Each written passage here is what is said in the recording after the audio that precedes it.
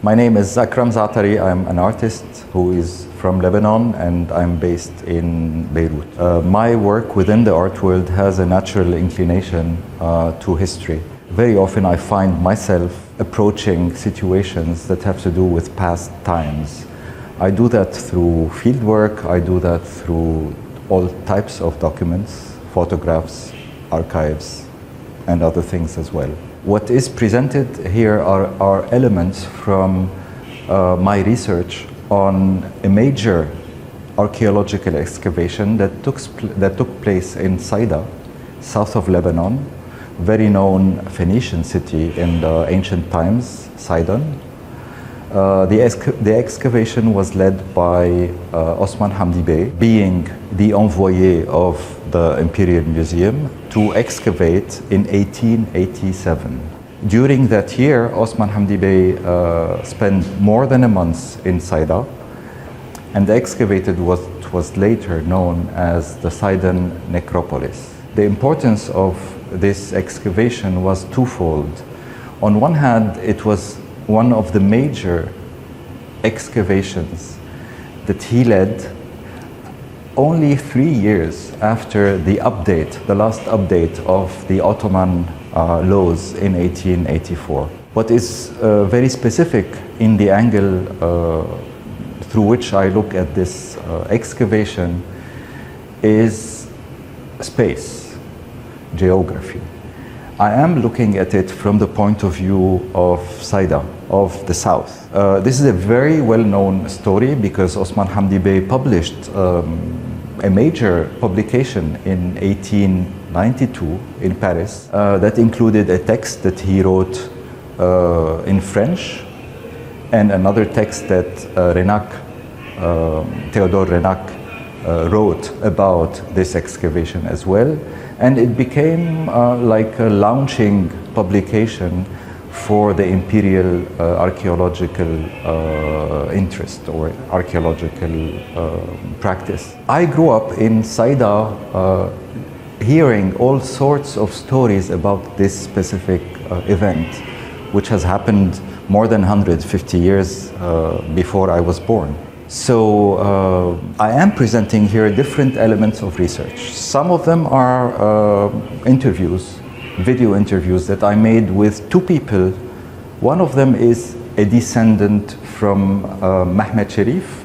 Mehmet Sharif is the person who once, while cutting rocks in his land, realized that there was a cavity underground, and this is how he discovered the first part of the Sidon necropolis. We see here Khudr Zaatari, who is a relative of mine as well, who tells the story the way his father told it to him.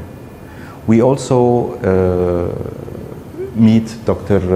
Zahir Abu Alfa, who is a descendant of Mehmed Asi. Mehmed Asi was a very well-known engineer, marine engineer, and he is the one who was commissioned by the vilayet in the authorities in Saida to build a jetty and to build a crane that could lift the different archaeological objects, the sarcophagi, from the jetty and loading them on the ship Asir, a very well-known ship because Osman Hamdi Bey mentions it in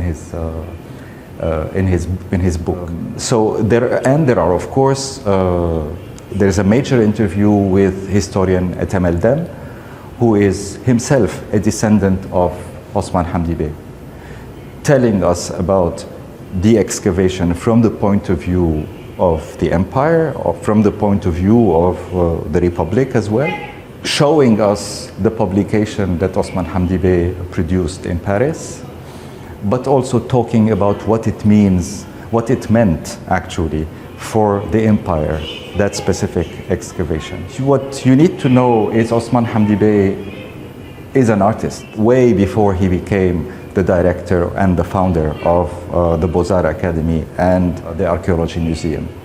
And my interest in him is also an interest in the different roles that an artist could play at the early times of disciplines, because he is quote-unquote, the inventor of that excavation, but he is also a pioneer in that type of practice, archaeology of the empire.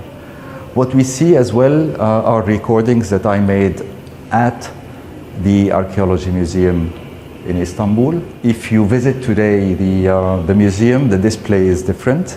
I made those recordings in 2014 when the display, there was a dominant of a red carpet, for example, that is no longer present.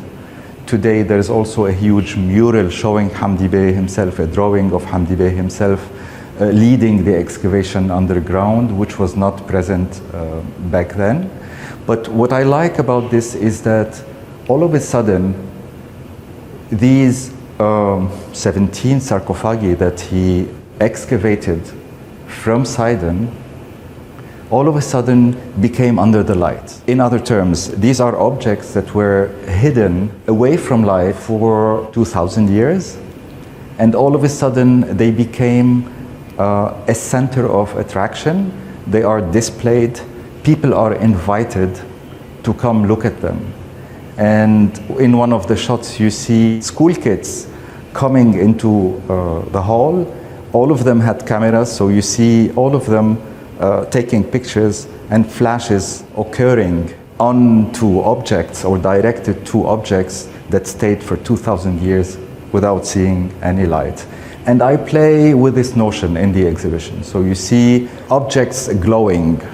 I manipulated the photographs that Osman Hamdi Bey took himself in 1887 in Saida, which themselves are maybe one of the earliest photographs of that garden, in which he transformed into a museum right after excavating the objects. They put them into in a citrus grove and invited different people from the city to come look at the sarcophagi.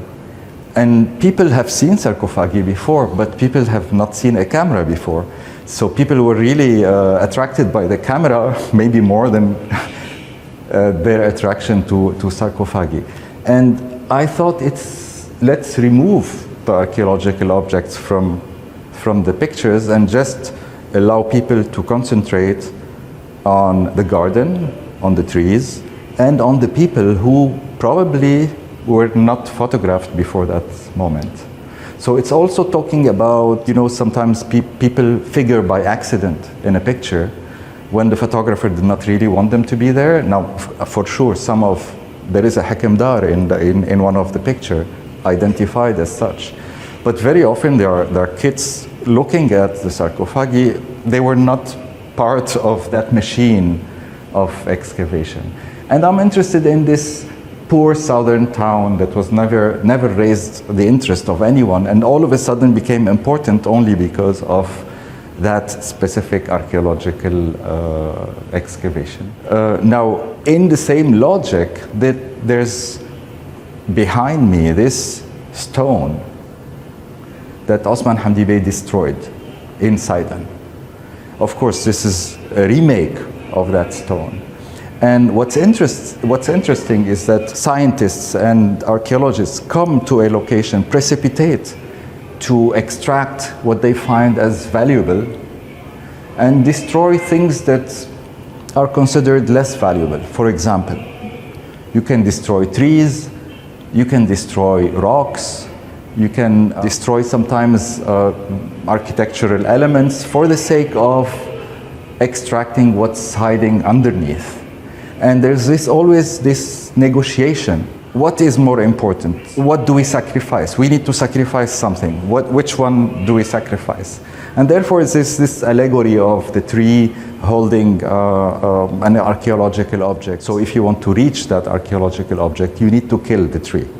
Do you kill it, or do you just keep the situation as is and forget about the archaeological object? So to cut things short, there was a huge stone that was sealing King Tabnit's grave, 10 meters below ground.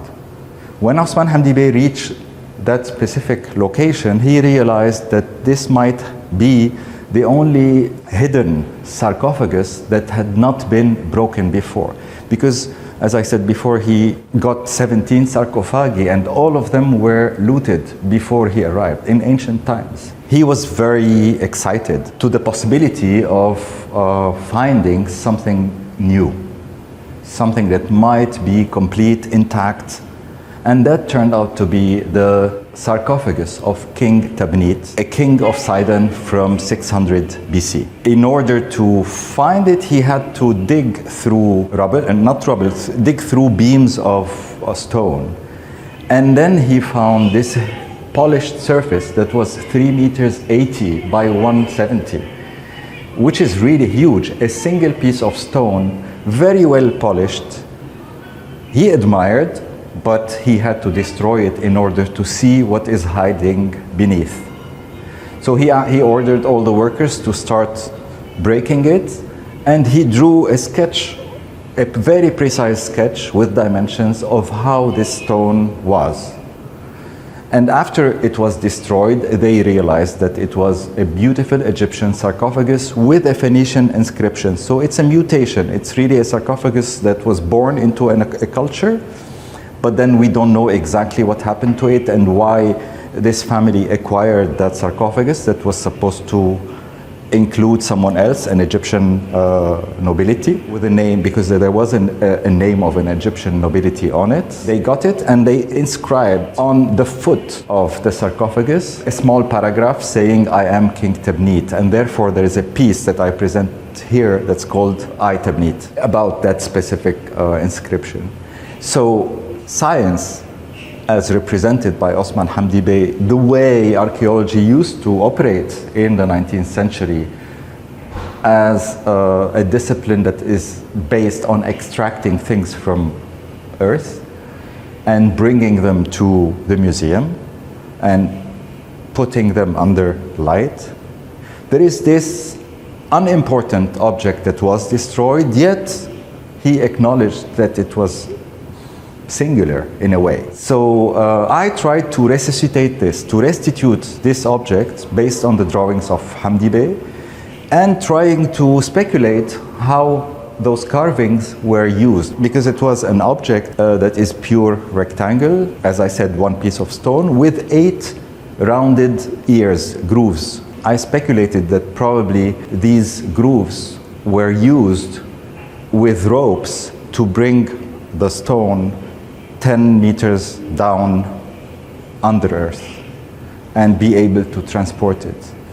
We're talking about 2,000 years ago, a bit more than 2,000 years ago. I worked with people who helped me insert a single rope up and down, going through all these ears, and I realized it's so simple that they can carry that stone very, very easily and very efficiently. So, and when I got the invitation to show this work here, I thought, what a great end of a cycle, that an Ottoman bureaucrat goes to Saida and extracts 17 or 18 sarcophagi and destroys an artifact. And all of a sudden, 150 years later, another artist comes from Saida and decides to bring back to life that artifact, which ends up being shown in Istanbul.